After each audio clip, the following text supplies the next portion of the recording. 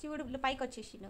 పైకి వచ్చేసి పార్వతీదేవికి దగ్గరికి వెళ్ళడానికి మా బాబా అని వెళ్ళనివ్వట్లేదు కదా. అప్పుడు ఒక ఎలిఫెంట్ పడుకుంటే దాని తలకాయ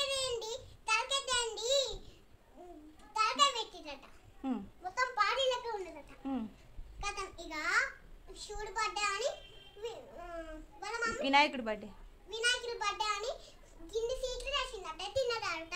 అప్పుడు చంద్రబాబు పొట్ట టైట్గా అయిపోయిందట. ఆశీర్వాదం తీసుకోనికి అంగస్తలేదట. చంద్రబాబు చూసి పైనుంచి అని నీకు అష్టకాలం కదా అని అనకమ్మ అన్నారట.